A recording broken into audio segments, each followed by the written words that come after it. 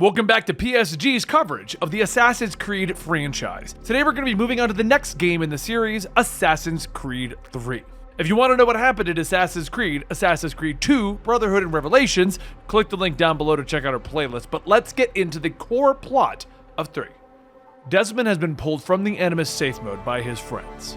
Having been given a vision, Desmond knows what to do, and he heads to the Grand Temple of the First Civilization in New York with his father, Sean and Rebecca. Using the Apple of Eden, the group of assassins access the temple, and they begin to restore power to it. Desmond is contacted by Juno again, and once more heads inside of the Animus to live through the memories of one of his genetic ancestors, Haytham Kenway. In 1754 England, Kenway attends the Royal Opera House, sneaking through the rafters during a performance. Haytham then performs an assassination, collecting a medallion that was supposed to open the inner sanctum of the temple.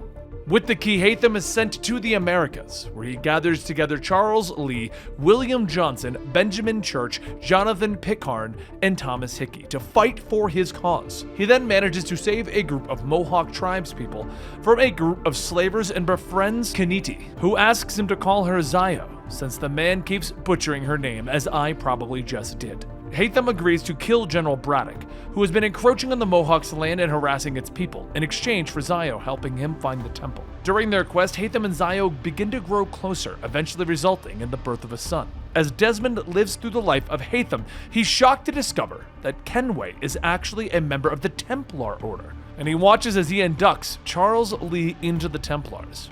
As he continues to work through the memories, Desmond occasionally steps out of the Animus to help Sean and Rebecca around the temple and acquire power sources throughout the world.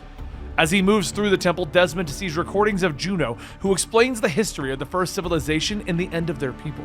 Back in the Animus, Desmond now begins to live out the life of the son of Haytham Kenway, whose name I'll also probably butcher, so we're just going to go to his English name, Connor. Fighting his way back to the burning village, Connor finds his mother under the collapsed home, and unable to save her, he's forced to leave her to die. Years pass, and Connor has grown into a man and a capable warrior. He questions why they do not fight back against the British colonies, and the Elder explains that the Mohawk people protect the valley, and that the Great Temple is hidden within.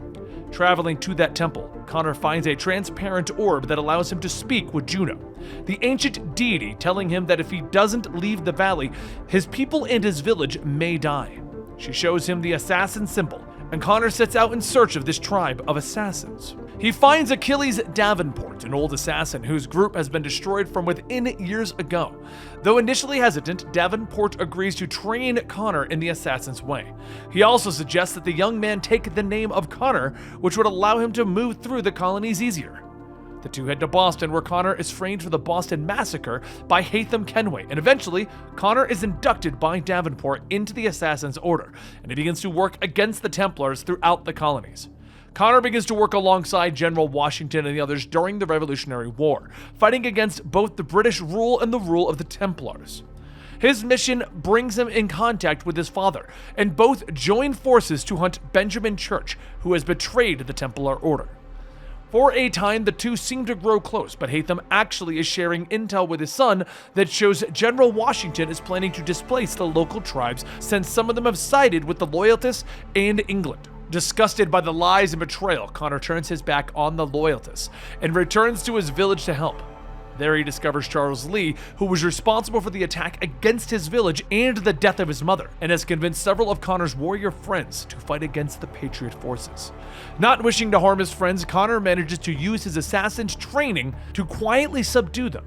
However, his best friend refuses to give up, and Connor is forced to kill him, once again blaming this on Charles Lee. At this time, Connor believes that he saw some good in his father, and that he could possibly be turned against the Templars. But first, Connor must continue his hunt for Charles Lee. Sneaking into Fort George, where Lee had been hidden, Connor comes face to face with his father, Haytham, and he explains that Lee was left with the key to the Great Temple and fights against his son, who realizes that his father had never really been turned against the Order. Connor has no choice, defeating and killing him. Outside of the Animus, William has left for the final power cell that they need and has been captured by Abstergo. A message has been sent to the other assassins ordering them to bring the Apple of Eden to Rome, or they will kill William. Using the training that he has learned through the bleed effect, Desmond sneaks into the Abstergo headquarters to save his father, and it is there that he faces Daniel Cross, another descendant of the Assassin's Order that Abstergo has turned to the side of the Templars. After killing Cross, Desmond then uses the Apple of Eden to kill the rest of the Templars at Abstergo and save his father. Returning to New York, Desmond once again heads into the Animus to figure out what Connor knows. Now back in the past, Connor continues his pursuit of Lee, and after discovering him hiding out on a ship, Connor fights his way through the temple. However, things go badly and the ship begins to burn down around them. Chasing Lee through the blaze, Connor is badly wounded and trapped under a piece of burning wood. He manages to shoot Lee in the stomach though, forcing the man to flee instead of finishing him off. Though wounded, Connor continues to hunt Lee, finally finding the dying man in a pub. The two share one last drink before Connor stabs Lee in the chest. This ends his pursuit for vengeance. He takes the medallion and begins to rest from his wounds, and eventually he returns to the valley of his people, only to discover that they have left.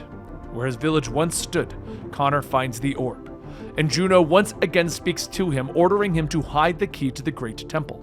Before he can leave the village, Connor is met by a hunter who explains that the new government has sold his people's land in an attempt to help pay for the cost of the war. Connor returns to Davenport and buries the medallion at the grave of Davenport's son, Connor. With the Templars defeated, the war won, Connor's mission has ended, and he travels to New York where he watches as his people cheer as the British forces leave the country. But Connor turns, seeing the newly arrived slaves, knowing that not everyone has been freed in this new country. Now in the present, Desmond goes out of the Animus with the knowledge of where the medallion is at. He retrieves it and opens up the inner sanctum of the Grand Temple and is once again greeted by Juno. She explains to him that by activating the temple, he can stop the solar flare that will wipe out the planet. But Minerva appears and explains that if Desmond activates this machine, Juno will be released once more from her prison. The first civilization placed her in this prison after she attempted to use it against mankind during the war. However, Minerva shows Desmond what will happen if he doesn't use the machine. Though most of mankind will be wiped out, some will survive. Desmond would become their ruler and eventually a religious figure, and after his death, his words would be warped and mankind would once again start a cycle of religious violence and death. Desmond makes his choice, and he believes that his friends will be able to defeat the released Juno, choosing to give mankind a fighting chance to survive. After the others have left, he activates the machine, and as the solar flare begins, a protecting aura shields the Earth from its effects. After he dies, he sees Juno step once more into the world, claiming that it is her time. And if you're curious, the protective shield is what is still there in the Valhalla game. It's that shield that they are trying to lower now in the current day. And this is the storyline of Assassin's Creed right here at PSG. Now, I hope you guys enjoyed our recap, and don't forget to check out the playlist for the previous games in this franchise. And I'll be back next week with the next one. Thank you so much, and I'll see you later.